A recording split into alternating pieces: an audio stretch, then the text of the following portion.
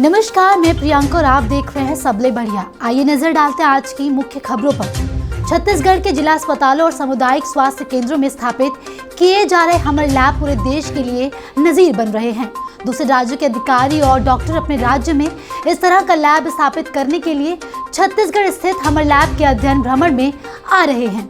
हाल ही में राजस्थान और कर्नाटक के डॉक्टरों और अधिकारियों के दल ने राज्य के हमर लैब का दौरा कर इनकी अधोसंरचना तथा कार्य प्रणाली की जानकारी ली।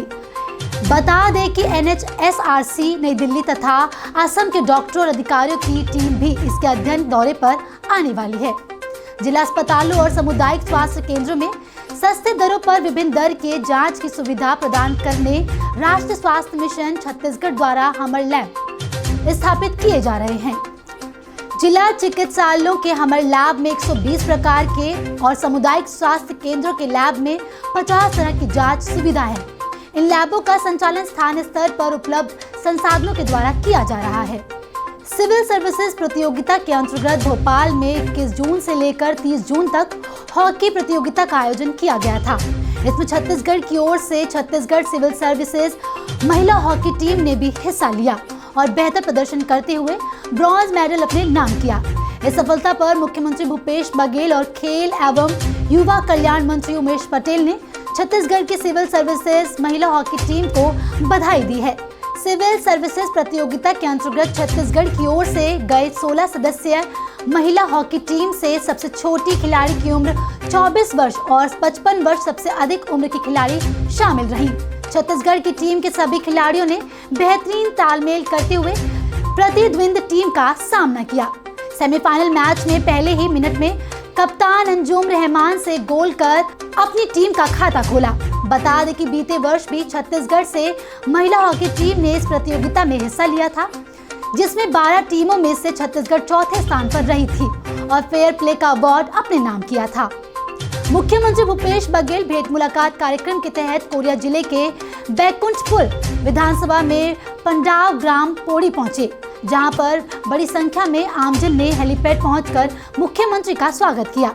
मुख्यमंत्री को रेशम महिला समूह जामपारा के सदस्य अनुपूर्णा सिंह ने महिलाओं द्वारा टसर के धागों से बनी मलबरी कोसा की माला भेंट की। राजीव युवा मितान क्लब पोड़ी के सदस्यों ने मुख्यमंत्री का पारंपरिक खुमरी और कच्चे सूत की माला पहनाकर स्वागत किया। मुख्यमंत्री ने ग्राम पोड़ी के लोगों को बड़ी सौगात देते हुए बड़ी घोषणाएं की। बता दें कि बचरा पोड़ी में नवीन महाविद्यालय खुलेगा। इसके साथ ही मुख्यमंत्री ने स्वामी आत्मानंद अंग्रेजी स्कूल खोलने की भी घोषणा की। मुख्यमंत्री ने सक्रिया में नवीन विद्युत सब स्टेशन की स्थापना और सहकारी बैंक की शाखा खोलने की घोषणा की। बता दें कि पोड़ी प्राथमिक स्वास्थ्य केंद्र का सामुदायिक स्वास्थ्य केंद्र में उन्नयन होगा। इसके साथ ही पोड़ी पुलिस सहायता केंद्र का पुलिस चौकी में उन्नयन होगा। मुख्यमंत्री ने मनसुख के पास घनुहर नाले पर नए पुल के निर्माण की भी घोषणा की। मुख्यमंत्री भूपेश बघेल के भेंट मुलाकात का कारवां बैकुंठपुर विधानसभा क्षेत्र के ग्राम पटना पहुंचा। मुख्यमंत्री का वहां के लोगों ने ध्वज और सूत की माला के साथ आत्मीय स्वागत किया। पटना में भेंट मुलाकात के दौरान ग्रामीणों ने सरकार द्वारा लाई गई योजनाओं से हुए लाभ के बारे में मुख्यमंत्री को बताया। मुख्यमंत्री भूपेश बघेल ने भेंट मुलाकात में कहा कि प्रदेश के लोगों की आय कैसे बढ़े, इसके लिए हम लगातार काम कर रहे हैं। उन्होंने बताया कि किसानों के साथ साथ भूमिहीन श्रमिकों की आय बढ़ाने के लिए भी योजना शुरू की गई है। महिला समूहों को भी गौठान के माध्यम से रोजगार मिल रहा है। पहले समर्थन मूल्य पर केवल 7 वनोपजों की खरीदी होती थी, जिसे बढ़ाकर अब हम 65 तरह के वनोपजों की खरीद कर रहे हैं। भेंट मुलाकात में मुख्यमंत्री ने बैकुंठपुर क्षेत्रवासियों को कई सौगात भी दी। पटना ग्राम पंचायत को नगर पंचायत का दर्जा देने और वहां स्वामी आत्मानंद अंग्रेजी माध्यम स्कूल और जिला सहकारी केंद्र बैंक की शाखा खोलने की घोषणा की।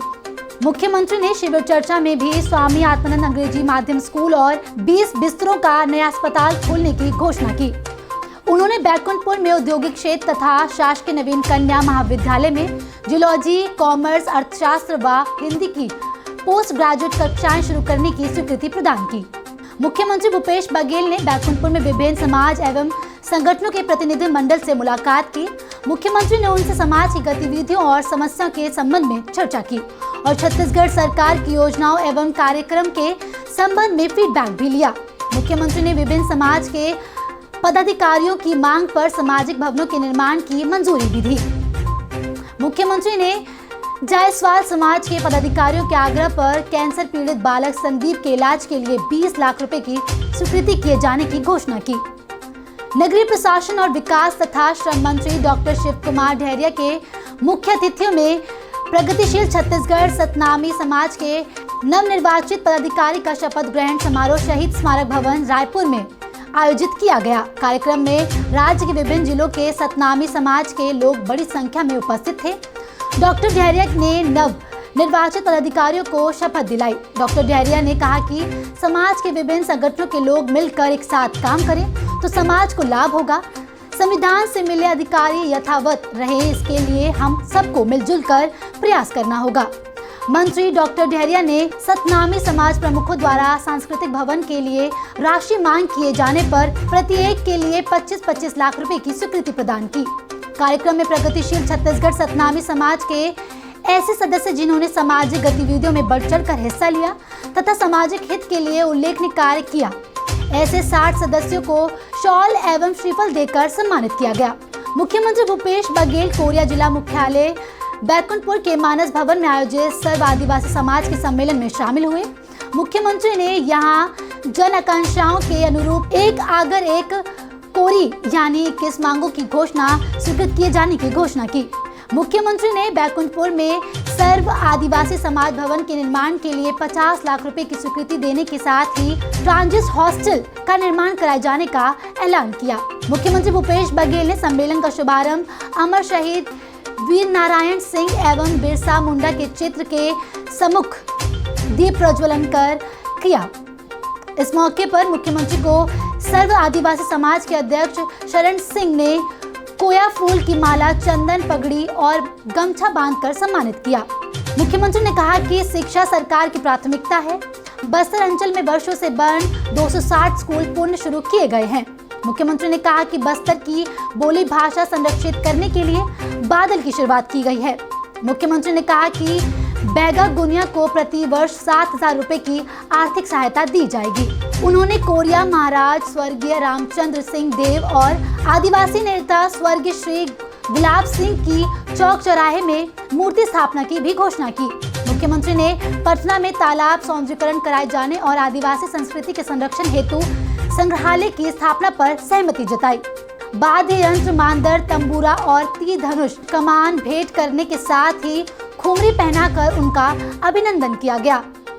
अभी के लिए इतना ही। जल्द लौटते हैं दूसरी खबरों के साथ, तब तक बने रहे सबले बढ़िया के साथ।